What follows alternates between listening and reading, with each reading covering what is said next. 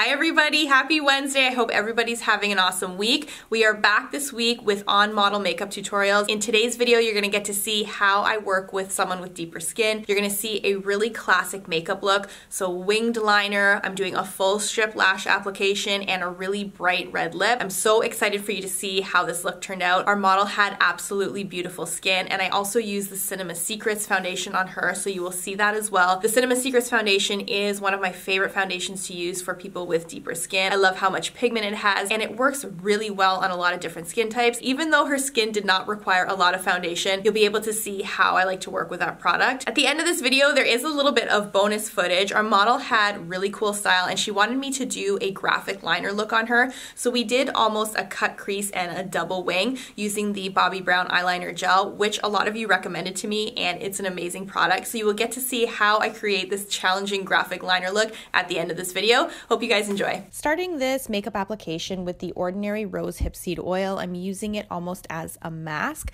I'm applying a heavier layer on her skin, and I'm gonna let this sit for 5 minutes so we get a nice base for makeup. Her skin will be hydrated, it will be smooth, and there'll be no dry or dehydrated patches for our foundation application. I'm going to remove the excess with Bioderma Micellar water on a cotton pad so there's no oil sitting on the surface of the skin. I'm going to seal in the hydration from the rose hip seed oil with a little bit of Fix Plus, and I'm going to press in the Fix Plus with a damp beauty blender just to give a little boost of hydration to the skin. Now I'm prepping the eye area with the Bioderma Sensibio Eye Gel, a light textured gel that's just going to give a little bit of hydration so anything around the eye goes on really smoothly. This is the Cinema Secrets foundation. It's the old packaging. It's kit number 10. I have on my stainless steel palette a light tone foundation, a medium tone, and a deeper tone from that palette. I'm mixing the light tone with the medium tone, and I'm applying this on her eyelid. The eye makeup look itself is very clean, so I'm just using the Cinema Secrets foundation to neutralize any discoloration on the eyelid, and I'm applying the foundation with a fluffy shadow brush. This is a natural fiber brush. I'm using the MAC blot powder in Deep Dark just to set the foundation on the eyelid, and I'm also going to make sure I set any product that is in the brows as well. And again, just using that same fluffy eyeshadow brush. Now I'm going to apply the medium tone foundation that I have on my palette just to the center of her face where her skin is the lightest, and I'm going to dip into the deepest tone that I have on the palette and use it around the perimeter of her face where her skin is a little bit darker. I'm using a buffing motion to blend the two tones together. This will mimic how her skin looks naturally, but it will give a nice, even, uniform finish once it's all done.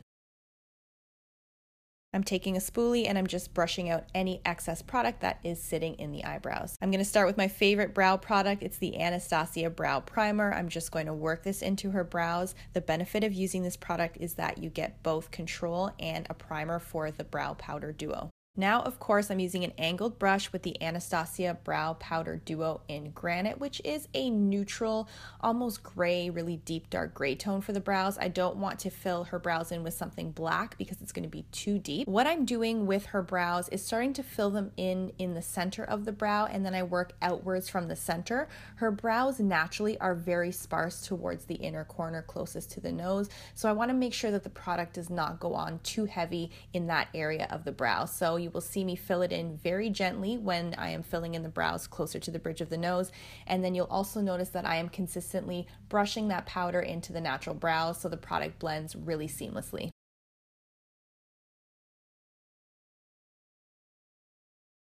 I'm going to do the same thing to the other side, and you can see again, I'm starting to fill in the brow more towards the center. I'm not starting right at the inner corner of the brow because the product is going to go on really heavy and too dark, and it's going to look very unnatural on her face.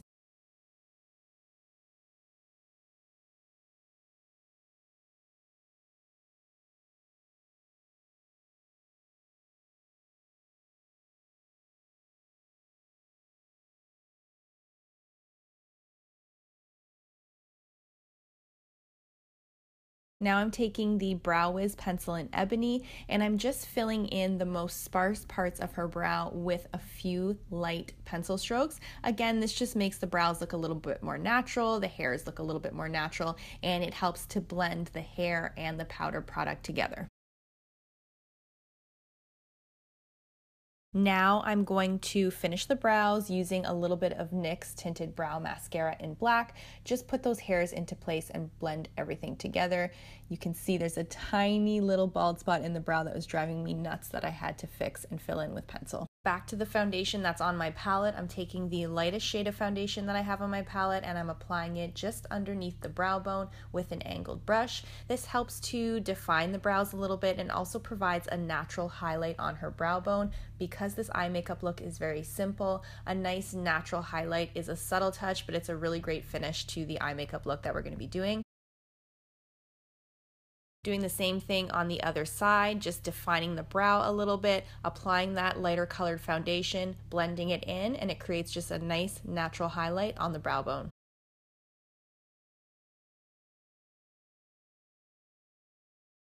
Now let's get to the fun part. This is the Bobbi Brown Eyeliner Gel in black and my Beauty Blender Liner Designer. I'm using this product off the back of my hand because I find the body heat helps to make the product go on a little bit more smoothly. I'm using the Liner Designer and a little bit of the liquid eyeliner gel on this fine liner brush, and I'm sketching in my first line, and that's going to be the start of my winged liner.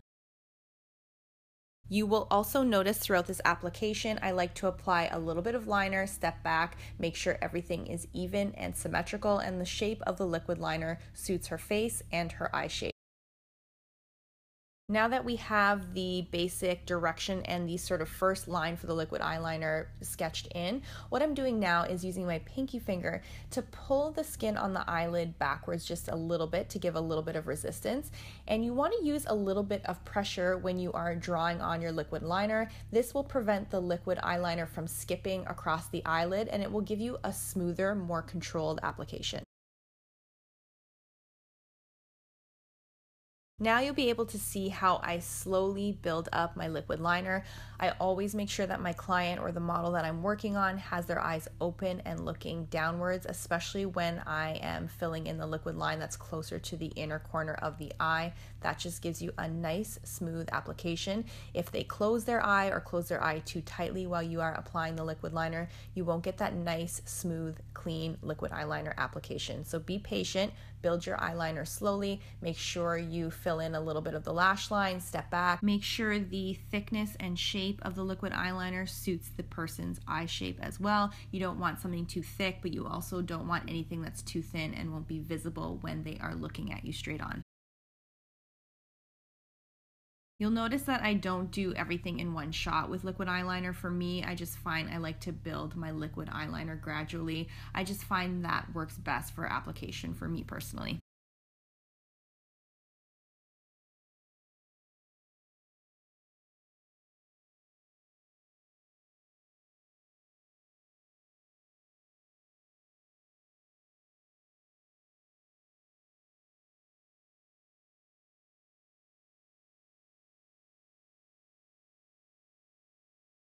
Now we're moving on to the other eye. I'm sorry my hand is in the way for some of this part of the application, but you can see I take my liner designer, I create the initial line that gives me the direction, and I see if the length of that little flick on the end of the liquid liner is the right length. I pull the skin back a little bit with my finger, and then I apply a little bit of pressure with the brush that I'm using to give myself a nice smooth line. I'm making sure here that my client keeps her eyes open and continues to look down, and I just slowly and gradually build up the liquid liner.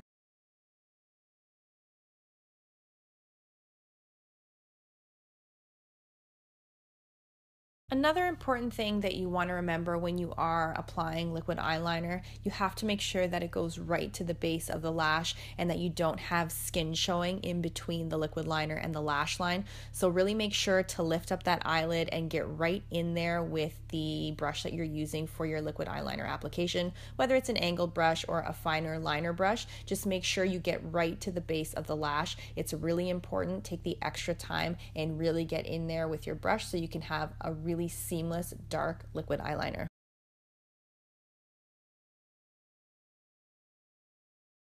Now we're going to be moving on to our mascara application. I'm using the Voluminous Mascara in Carbon Black, and I'm applying it with my old fan brush that I just can't get rid of. Her eyelashes are very curly, and this is why I'm using the brush. I'm applying mascara on the bottom and on the tops of her lashes with the brush, and I'm using the brush to kind of push down the lashes as I apply the mascara to make sure the mascara gets right to the base of the lashes. Now we're moving on to lash application. I'm using my favorite Kiss lashes. It's the number 11. It's a wispy flare style, and I'm using the dark duo lash glue that is brush on, so I'm just applying a little bit of the lash glue onto the band of the false lash, lifting up her lid with my finger and pressing that lash right into the lash line. I waited, I would say, about a minute before I applied the lashes, just so you guys can keep that in mind. Remember not to rush with your lash application. And then you can see how I use the Velour Too Easy Lash Applicator to really push the false lash right into the lash line. This is the type of look where you could use a lash just like this one that is a little bit more natural for, again, a more subtle look, or you could really build up the lash and use something that's fuller and thicker if you wanted something more dramatic. If you were gonna go with a fuller lash, just make sure your liquid liner is maybe a little bit thicker so it shows up behind a fuller lash style.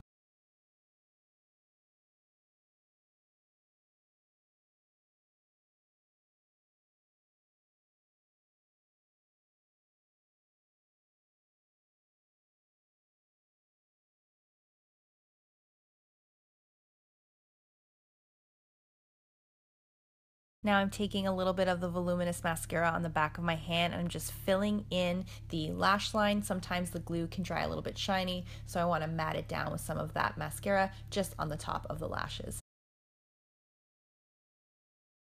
Now we're going back to the stainless steel palette with the Cinema Secrets foundation, and we're going to finish the foundation application. So similarly to what I did on her forehead, I'm taking the middle shade of the foundation that's on the palette and I'm using that down the center of the face where her skin is a little bit lighter. And then in a couple seconds, you're going to see me take the darkest shade of foundation on that palette, and I'm going to be applying that around the outer perimeter of her face. And I'm also going to use that darker foundation as a little bit of contour. Because her skin is already amazing and really smooth, the main thing that we want to achieve with this foundation application is just to even out the skin tone, provide a tiny bit of coverage but not much, and just make sure her skin looks natural, healthy, and glowing.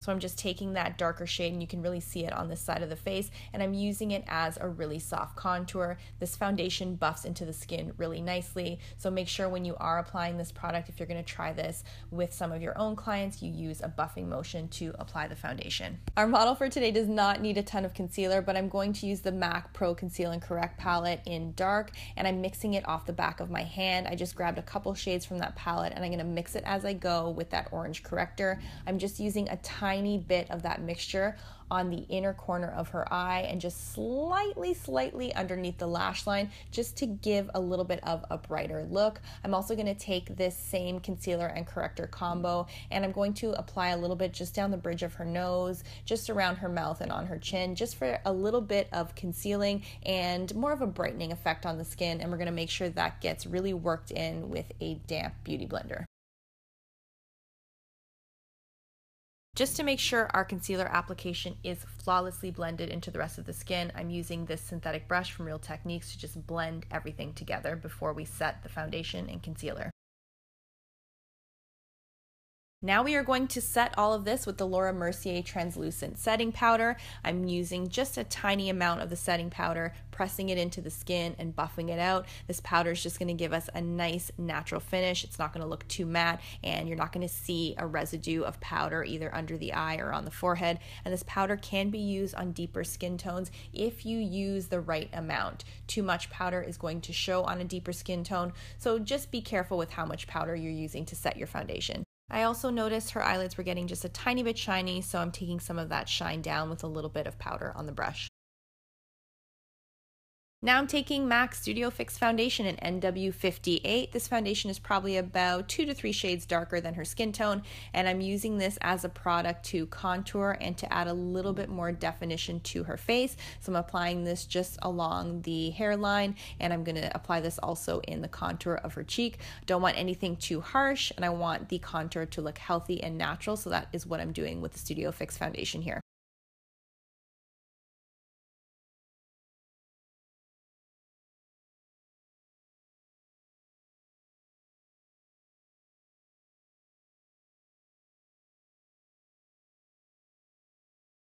I have to add a pop of color to the cheeks, so I'm using MAC Mineralized Blush in Gleeful. It's my favorite shade, and of course we're going to apply a little bit of highlighter. I'm just using the Becca, just the pressed highlighter in Topaz. This has a sort of goldy bronze finish to it, and I love to use this highlighter on dark skin. I'm using a smaller brush to apply it to her cheekbones, on the bridge of her nose, Cupid's bow, and of course we have to apply some just under the brow. Just adds a nice highlight to the skin and makes the skin look really healthy.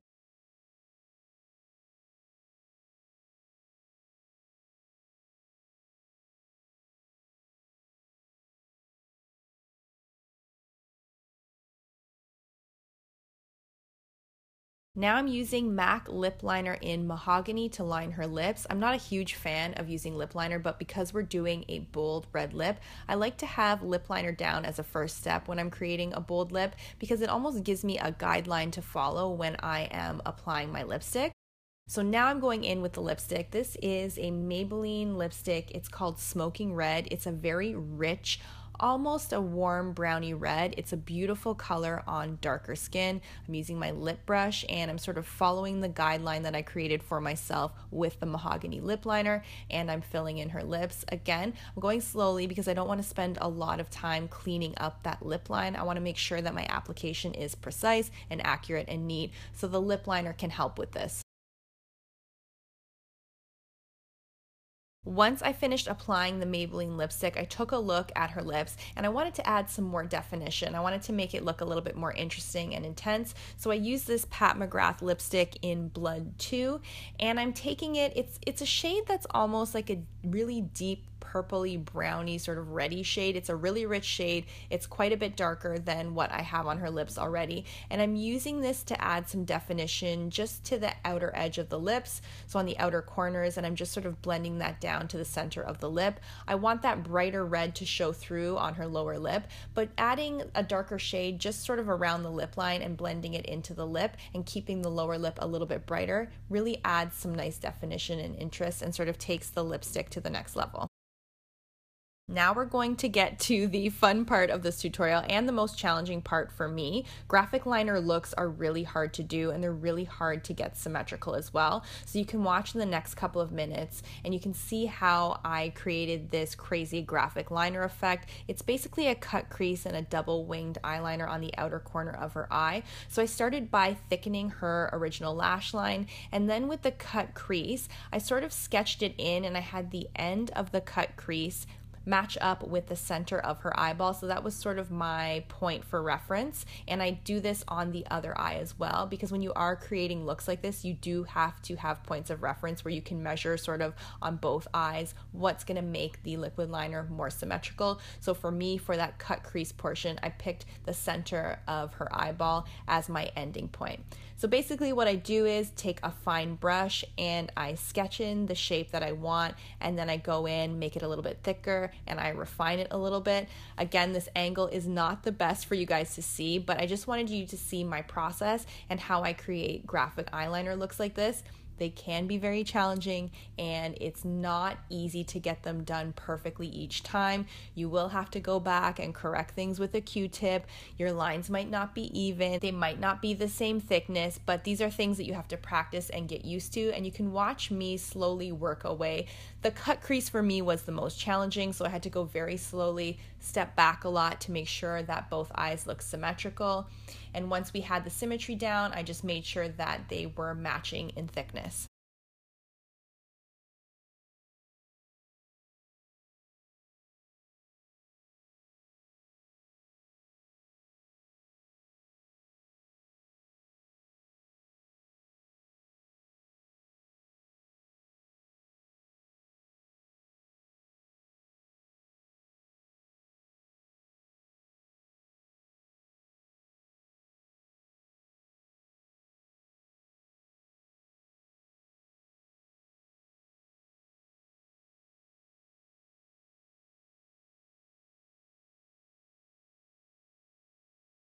After a little bit of a correction with the Q-tip, just to make sure my line was nice and clean, I moved on to this double wing liner. So I had to make sure that it was going in the right direction and that this line matched the original sort of cat eye flick that I did with the original eyeliner application. So that was my first step. Again, I thought I was going to use the Beauty Blender liner designer for this, but I ended up just freehanding it.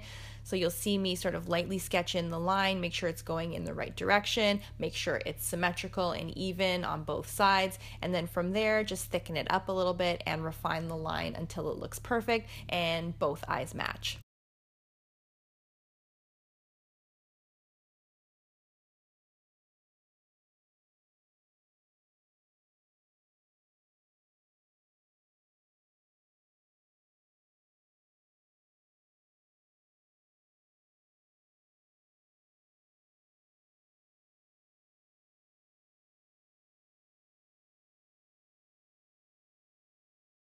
And here's the final look of what we created. Both sides are symmetrical, the shape suits her eye shape, and I think she carries it off really well, and the lines are nice and smooth, so I'm so happy I got to do this. And that was it for this classic makeup look. I'm hoping you guys enjoyed this video. This is a look that is very versatile. You could play up this look as a makeup artist. You could add fuller lashes. You could do more contouring and highlighting. You could really play up your client's features. It is a look that you can wear as an everyday look. A lot of people love to do a bold lip and a liquid eyeliner. And it is a look that would pass on camera as a retro old Hollywood glam look as well. So it's a really versatile makeup look, and it's something that you should nail down if you are wanting to work as a makeup artist. If you have any more questions about how I created this look, you know you can put your questions in the comments box below. Thank you guys so much for watching, and I will see you next Wednesday. Bye!